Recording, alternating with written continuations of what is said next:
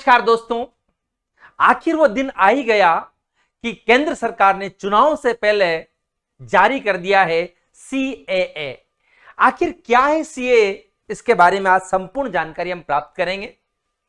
CAA एक ऐसा कानून है जो नागरिकता से संबंधित है। भारत सरकार में हमारे संविधान के लागू होने के पश्चात जो पहली बार नागरिकता अधिनियम बना था 1955, उसमें लगातार संशोधन हुए और एक जो अंतिम अभी वर्तमान का संशोधन है, कल केंद्र सरकार ने 11 मार्च को शाम 6 बजे उसको अधिसूचित कर दिया है, उसका नोटिफिकेशन जारी कर दिया है। तो आइए हम देखते हैं आखिर क्या है सीएए, इसके अंदर क्या होगा, किसे यह प्रदान होगा, क्यों होगा, तमाम बातों पर आज चर्चा करेंगे। मैं नवीन गहलोत आपके साथ हूं और हम बात करते हैं आखिर क्या है सीए। सरकार ने जारी किए सीए के नियम, कौन कौन से ऐसे नियम हैं जो सरकार के द्वारा जारी किए जाएंगे। प्रिय विद्यार्थियों, जो भी मेरे दर्शक हैं, अब संपूर्ण भारत में लागू होगा ये कानून।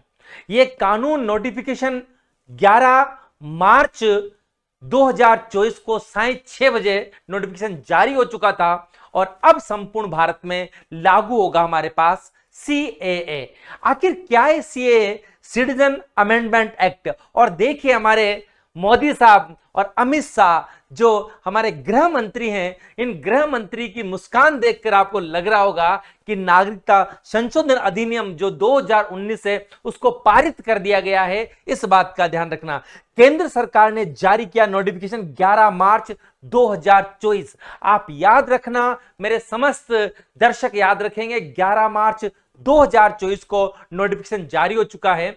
और अगर हम बात करते हैं सीएए से जुड़ी हुई कई सारी ऐसी बातें हैं जो वास्तव में चर्चा का विषय बनी हुई है। हमारा जो सुप्रीम कोर्ट है, सुप्रीम कोर्ट ने नागरिकता संबंधित अगर प्रावधानों पर हम बात करना चाहेंगे तो नागरिकता संशोधन पर 5 साल पहले ही मुहर लगा दी थी, लेकिन किसी कारणवश ये जारी नहीं हो सका था। और अगर हम बात करें कि इसको अभी तक भी लागू नहीं किया था, क्या अड़चनें रह गई थी, कौन कौन सी ऐसी समस्याएं आई थी, इन तमाम चीजों पर आज हम चर्चा करने वाले हैं। आप मेरे साथ बने रहिए और अभी तक अगर आपने इस चैनल को सब्सक्राइब नहीं किया है तो आप दबा के इसको सब्सक्राइब करें, लाइक करें, शेयर करें। प्यारे बच्चों, एक तस्वीर आपको नजर आ रही होगी, इन कांटों, इन सलाखों के पीछे, इस बाउंड्रीज के पीछे कुछ शरणार्थी है। एक आदमी आपको दिख रहा होगा। मार्मिकता की जो तस्वीर आपके सामने नजर आ रही है, एक बच्चा है, एक बच्ची है और लास्ट में हमें मानवता के नाते शरणार्थियों को अपनाना होगा। आखिर कौन है शरणार्थी? किसे कहेंगे आप शरणार्थी? किन देशों के व्यक्तियों को हम शरणार्थी मानेंगे और किन के साथ ये कानून बना है, ये हमारे लिए बहुत बड़ा विषय है। क्यों आते हैं आखिरकार शरणार्थी? आपको पता है, नरेंद्र मोदी की सरकार में जब संसद भवन का निर्माण किया गया, जब उसका उद्घाटन किया गया, तो उद्घाटन के समय संसद भवन के पीछे पृष्ठ पर एक अखंड भारत का चित्र था। उस अखंड भारत में अफगानिस्तान, पाकिस्तान समेत तमाम पड़ोसी राज्यों का उल्लेख किया गया था। तो नरेंद्र मोदी ने तो तब ही सोच लिया था। अब क्या होता है कि इन देशों में रहने वाले व्यक्ति, हमारे अफगानिस्तान में, पाकिस्तान में और बांग्लादेश में कई ऐसे अल्पसंख्यक व्यक्ति रहते हैं जो लगातार वहां पीड़ित होते रहते हैं, प्रताड़ित होते रहते हैं। तो इन प्रताड़ित व्यक्तियों के शरणार्थी के रूप में भारत अपनाता है। और देखो हमने क्या कहा है, मानवता के लिए एक संदेश है। अनुच्छेद 21 बात करता है, मानवता की बात करता है। अनुच्छेद 21 हमारे भारतीय संविधान में इस बात का संपूर्ण उल्लेख किया गया है। प्यारे बच्चों, अगर हम बात करते हैं तो भारत के पड़ोसी देशों में धार्मिक आधार पर प्रताड़ित होकर आए शरणार्थियों को भारतीय नागरिकता देने का कानून है हमारा सीएए। एक बार फिर मैं आपको बताना चाहूंगा कि भारत के पड़ोसी देशों से धार्मिक आधार पर प्रताड़ित होकर आए शरणार्थियों को भारतीय नागरिकता देने का कानून सीएए है। क्यों? क्योंकि ये लोग प्रताड़ित हुए हैं वहां की सरकार में, धार्मिक आधार पर प्रताड़ित हुए हैं। क्यों? क्योंकि ये अल्पसंख्यक थे, ये बहुसंख्यक में नहीं थे, तो अल्पसंख्यक होने के नाते इनको लगातार प्रताड़ित किया गया है। तो हम बात करते हैं, अगर आखिर किस देश को किया जाएगा, इस CAA में शामिल। तो हमारे सुप्रीम कोर्ट का फैसला अगर आने से पहले बात करें तो हमारा जो कानून लागू हुआ बेटा, इसमें हमने 3 देशों से आए शरणार्थियों को शामिल किया है। कौन कौन से हैं? अफगानिस्तान है, पाकिस्तान है और बांग्लादेश है। ये हमारे पड़ोसी देश हैं, हमारे पड़ोसी मुल्क हैं। यहां से कई व्यक्ति धार्मिक आधार पर प्रताड़ित होने के पश्चात भारत के अंदर आते हैं और भारत इनको अपने शरणार्थी के रूप में अब नागरिकता देने की बात करेगा।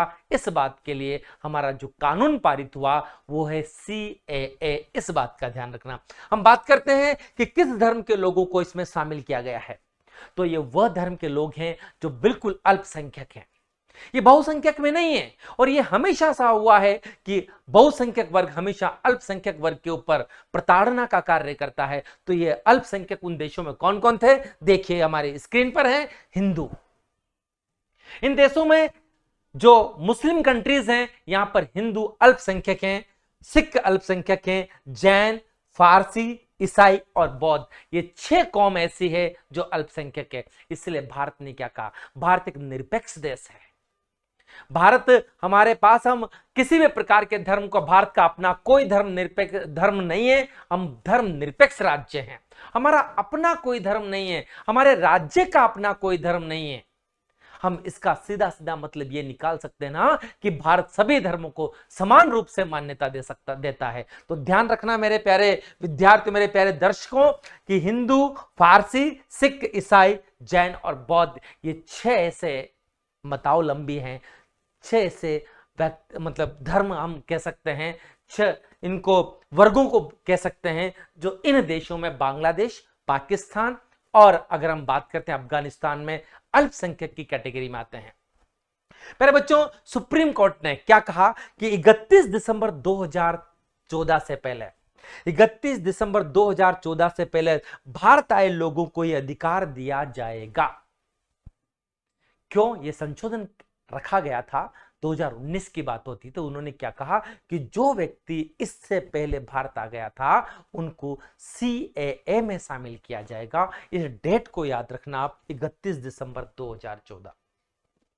बाद में क्या कहा कि अगर कोई व्यक्ति भारत आता है, अगर भारत आता है तो इस बात का ध्यान रखना, सरकारी पोर्टल पर ऑनलाइन आवेदन करना पड़ेगा। और आपको अच्छी तरह पता है यह आवेदन कहां होगा? यह गृह मंत्रालय में होगा। गृह मंत्रालय हमें नागरिकता प्रदान करता है, नागरिकता देता है, जिसमें कहा था जन्म के आधार पर नागरिकता, देशीकरण के आधार पर नागरिकता, पंजीकरण के आधार पर नागरिकता, संविधान के लागू होने पर नागरिकता, जो कई प्रकार के प्रावधान इसके अंदर शामिल किए गए थे। उन्होंने क्या कहा कि जो भी नागरिकता के लिए आवेदन करेगा वो सरकारी पोर्टल पर ऑनलाइन आवेदन करेगा। आपको व्यक्तिगत रूप से कहीं आने जाने की जरूरत नहीं है। आवेदकों से कोई दस्तावेज नहीं मांगा जाएगा, किसी भी प्रकार का कोई दस्तावेज नहीं मांगा जाएगा। ये बहुत बड़ी बात है। हालांकि मुश्किलें खड़ी कर दिए, जगह जगह इसका विरोध हो रहा है, लेकिन सरकार ने अपना मास्टर स्ट्रोक खेल ही लिया है। आखिरकार मोदी सरकार ने चुनाव से पहले इसको जारी करके यह साबित कर दिया है कि हम कुछ कर सकते हैं, हम बहुमत की सरकार हैं। तो ध्यान देना, आवेदकों से कोई दस्तावेज नहीं मांगा जाएगा, संपूर्ण प्रक्रिया ऑनलाइन होगी इनके लिए, इस CAA एक्ट में इन्होंने कहा है। दूसरी बात क्या है बेटा कि 31 दिसंबर 2014 के बाद या भविष्य में नागरिकता मांगने वाले व्यक्ति को मामूली तौर पर 6 वर्ष तक भारत में रहने के बाद ही नागरिकता दी जाएगी। अभी क्या कहा, यह किस पे लागू होगा? जो 31 दिसंबर 2014 के पहले भारत के अंदर है, यह उन्हीं को नागरिकता मिलेगी। लेकिन फिर यह कहा कि जो व्यक्ति इस दिन या इसके बाद भारत आता है तो उसको मामूली तौर पर 6 वर्ष के लिए भारत में रहना पड़ेगा। उसके बाद वह एक सक्षम अधिकारी के समक्ष क्या करेगा? नागरिकता के लिए आवेदन करेगा, और नागरिकता के लिए आवेदन ऑनलाइन होगा। इस बात का ध्यान रखना, तब उसको नागरिकता दी जाएगी। उसके बाद अगर हम बात करें तो CAA से किसी भी भारतीय को नागरिकता नहीं दी जाएगी, चाहे वह किसी भी धर्म का हो। याद रखना कितनी बड़ी बात है। भारत के संदर्भ में आपसे चर्चा करना चाहूंगा कि भारत का व्यक्ति CAA के तहत नागरिकता ले सकता है क्या? तो बिल्कुल नहीं ले सकता। प्यारे दोस्तों, नागरिकता इसलिए नहीं ले सकता, केवल 3 देश के लोगों पर लागू किया गया है, अफगानिस्तान, पाकिस्तान और बांग्लादेश। अगर यहां से कोई व्यक्ति भारत आया, कब? 31 दिसंबर 2014 के पहले आता है तो हम नागरिकता देंगे, लेकिन इसके बाद अगर आता है तो 6 साल तक उसको भारत में रहना पड़ेगा। और अगर 6 साल तक भारत में रहना पड़ेगा और उसके बाद अगर वो आता है तो उसको नागरिकता प्रदान की जाएगी। तो मेरे प्यारे विद्यार्थियों, अभी आपने नागरिकता से संबंधित संपूर्ण जानकारी लिए और ये केंद्र सरकार का बड़ा सा मास्टर स्ट्रोक है। अभी चुनाव से पहले इतना बड़ा दांव खेला है सरकार ने, हालांकि पूरा भारत इसका विरोध कर रहा है। कम से कम उत्तरी भारत, यूपी सहित भारत के अधिकांश राज्यों में कर्फ्यू लगाया गया है, कारण इसका विरोध किया जा रहा है। तो ध्यान रख लेना। आप इन्हीं बेहतरीन खबरों के साथ मेरे चैनल पे बने रहिए। मैं नवीन गहलोत आपका स्वागत करता हूं इस polity with Naveen Gehlot channel पे। लाइक करें, सब्सक्राइब करें। जय हिंद, जय भारत।